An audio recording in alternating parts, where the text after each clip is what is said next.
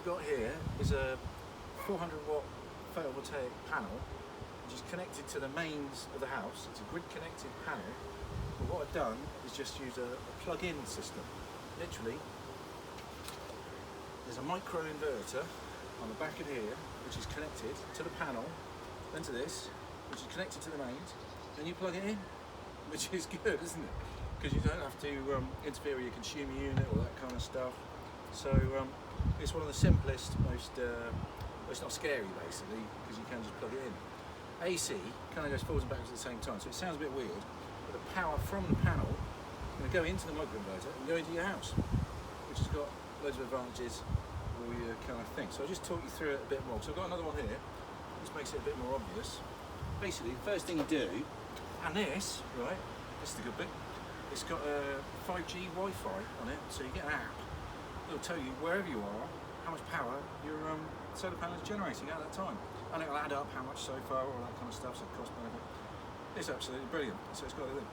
So what you do is you just scan the QR code on the back of it onto your phone. That sends you to the website. You get the app, and then this is a special gizmo that comes with it. Actually, this little cable. It's got a specific connection like that. So that's your mains. But the one they supply with, this was £66.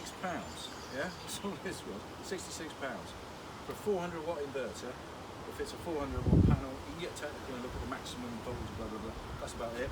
That's about £100. Shop around, you can get for 88 or something like that. Basically, 66 quid, 100 bargain. 400 watt system. There we go. I had to buy that, which is a waterproof inline connector, because these things stay outside. As you can see, I didn't get around to putting it on the roof, which is where it should go. But I fixed it to the wall. It doesn't get shaded too much, just because I want to get the thing up and running, just so we see how it works and everything's good. You know what I mean? So that was, might be an extra 10 or something like that, an inline one, a good cable, and then plug it at the other end. So you've got the app, blah blah blah blah blah. You plug it in the wall to the mains, turn it on, press kind of start reset button. That then talks to your phone, right? Then you've got the gizmo, and then the panels. Check this out. These, the back of the solar panels already come with these already on them. That one of them was a bit shorter actually. I had to extend the cable, which is tricky because it's a single 5mm cable. It's a pain, I had some cable. But this one, loads of wires are already on it, which that would definitely only fit in the positive. That one goes there. This one goes here. Negative. Plug it in. Put it in. Bolt that to the back of. You might have to drill your own holes or something like that. Put that somewhere. Yeah. And that's it. Basically, for some reason these Wi-Fi blah blah, you know, it's screaming at me red now. It doesn't like to be on the solar, not on the mains. Which is one of the features where they're actually quite safe. Because am I allowed to fit it myself? You know, basically because it's that simple plugging it in. Yes, because we are generating our own electricity, so we have got a small power station here, which can cause problems, particularly for the grid. If they're trying to repair stuff, the grid's off, but someone has got their own power station that might give them a nasty surprise sort of thing. But these ones, this is an AC. This is AC inverter. So basically, if the mains goes off to this, nothing's going to come from that to do any damage elsewhere. You see what I mean? So there's no islanding. I haven't got a separate power system going to my separate battery system, going to my separate thing that then coordinates itself with the main grid through 240 converters, all that, so in phase, and then could cause trouble because basically the grid goes down, this goes down, which makes it super safe really, because that's a great benefit. Although in a power cut you would like your own power, but that's so rare. Basically, we're saving a lot of cost. It turns out then, because of the official status of everything, if you go over 3.7 kilowatts of capacity, you have to tell your district network operator, the grid people, that you've got one of these things, fill out a G98 certificate for that. So you want not just a qualified electrician, you want a specialist qualified electrician, all that kind of stuff. And if you're exporting, so what we've got here is only a 400 watt system, and you can almost guarantee most of the time, doesn't matter if it's not all the time, most of the time, that amount of power is getting consumed inside the house. So we're not spilling excess to the outside. And I believe, even if we were, we're at such a small scale of system, they're not really bothered by the legality of us plugging in our own system. Which also means we're not exporting, so we're not making profit by selling it, but basically it's that load, we're working on the base load of the house that it's going to get consumed. That means we haven't got a two-way metering system, which you need a specialist to install, because we are just plugging it in, that's it. You know, not using specialists to go for the tuning unit, that kind of stuff, and your own inverters on the wall, specialist gear. We haven't got a battery either. Obviously, battery storage is great because if you're out, it's really sunny, you come back and you use it. But they're quite expensive as well. So, like I said, about 160, 70 quid for a 400 watt system that you plug into the wall. Can you tell I'm a bit enthusiastic? This is probably one of the fast paying back systems there is. Particularly, who I'd recommend it for is someone if you work from home, basically. Sun comes up, you've got 400 watts coming in for nothing on a good day. Not every day, it's raining, it ain't really that good, you know. But turn your laptop on, the fridge is on, turn the lights on, you know. 400 watts is a very good contribution to what you're doing during the day when it's daylight, because you work from home. And then the lights go out, which is, you know, different. So, yeah, big fan of the cost effectiveness and the simplicity of this system. And I got the information about the G98 and all that kind of safety stuff, because online it was just hard to trudge through all the material of what was what. It was just hard to say what was you know, compliant or whatever. Until eventually I spoke to a professional installer who said that we ran a company that normally where they come and do the compliance certification stuff, they charge £2,000. It doesn't matter if you've got £2 or £20, that's what they do. But he kind of admitted the scale of this, and he advised me, he says it's quite fine. You know, if you're not working on your own house, you should get a qualified electrician. You don't have to worry about that. Basically, it's an easy one. But this is where I go a bit different, if you don't mind, because cost, right? Great. That's what we get enthusiastic about, because payback's going to be better and all that kind of thing. But I've got a bit of a bugbear that I'll just explain quite briefly. It matters that it's affordable, particularly someone like me. You know, I bought a second one for my own house, which is brilliant because it's low cost.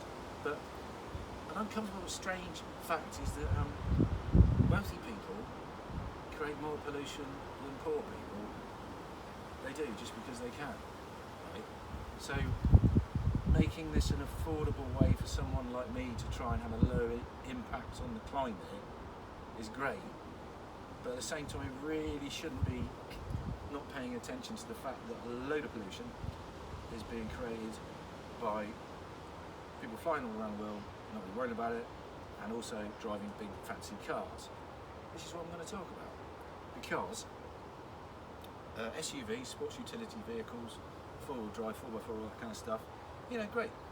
Well, if you're really into it, if you're an enthusiastic car, you know, really into it, and you really like your front four-wheel traction, low ratio, rear diff, high torque, horsepower, whatever, you know, if you're really into it, that's great. You know, it's a car that causes a bit more pollution than a normal car, but you're really into it, go for it. If you need it, you know, if you tone a horse box or you go to farmland, whatever, that's great. I'm not objecting, but it turns out something like 50% of something like new cars or all cars sold at the minute are SUVs, right? Now that is, you know, they look great. They do, they're great, they look great. The engineering's great. Great mechanics, great equipment, you can do this, you can do that. It's like, yeah, but you're carrying around a load of machinery that's never going to use what it was built for, really. Most people, let's face it, for most people are a kind of successful status symbol, not necessarily of super wealthy, but they definitely do it. You know what I mean? Check me out, I've got a thing. But they're creating unnecessary pollution by carrying around a load of machinery that they're never actually going to use, because it's got the check me out syndrome to it. And for that to be 50% of the cars, that's like mental, because that's going in the wrong direction. You know, people who do that, right, they're not trying to create more pollution. They're not interested in how much pollution they create. They're not going, oh, I really want to create more. They're on the other stuff, which is feeling good, which is fine. We all want to feel good. That's great. Feel comfort, feel safe, you know. And you do feel safe, even though most of those SUVs aren't in fact safer, because they're heavier, so they're not really good at stopping, and at the higher ups they roll over more. They're definitely not safer to other people, so when you hit them, you're more likely to kill them. and reversing the children because they're lower than the boot. And like I say, they roll over and all that. So they're actually more dangerous to people that drive them, you know, and definitely more dangerous for other people because when they hit other normal cars, they'll smash into normal cars, do more damage to them. They're more powerful, yeah? But there you go, that's how you feel. You feel more powerful because they are more powerful. It doesn't make you safer, it makes you better at doing damage. Particularly, the thing I'm banging about is the planet, because you're creating extra pollution for the status of something that I see as, you know, great kit, but you're missing out the important thing, which is to show concern for everyone else in the future that's living on a planet that is, let's face it, going down a pretty dangerous path of fires, floods, droughts, you know, and like food insecurity long term. That's going to happen, make a lot of people displaced from where they used to live in their countries, and they're going to be absolutely knackered by the fact that things are changing very fast. So if I can make this as negative as I possibly can, which is terrible, to just explain, I did the maths again, I can't be bothered, but basically you need to compensate for the difference between the amount of pollution just in the petrol, or any other fuel actually, it could be diesel, gas or electric, the fuel, the energy you have to do to carry around this extra weight, the differential in pollution, carbon dioxide emissions, of one of those, just the differential, not all the fuel. I drive a car, so it doesn't look like a normal car, like the difference would need about 7 of these, right? So I got 2, if I bought another 5 of these and gave them away, that would offset carbon. That's good. We're making progress, yeah? But we're not, because one car takes us back to where we started, which is they're on quite a long-term path of suffering and damage in the future that we really should be trying to avoid, if you're with me, you know. Because I'm glad I'm laughing, because it's a huge negative subject. It's hard for me to do something that might hurt people's feelings about feeling great in their great cars. But let's face it, it's obvious, right? If you're an environmentalist and you see them driving a 4x4, you're a hypocrite. It's just obvious that. So for half the population to then be kind of the other side of the fence without saying I'm on the other side of the fence, because like I say, don't want to create pollution, it's just to go, well, whatever.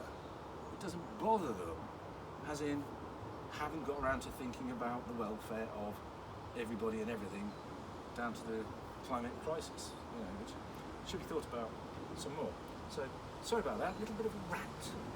There we go. So SUVs, naughty, but solar panels, very good idea, particularly the most cost-effective ones for all of us who haven't got that much money either, to make a difference, you know, which can be financial, can get benefit.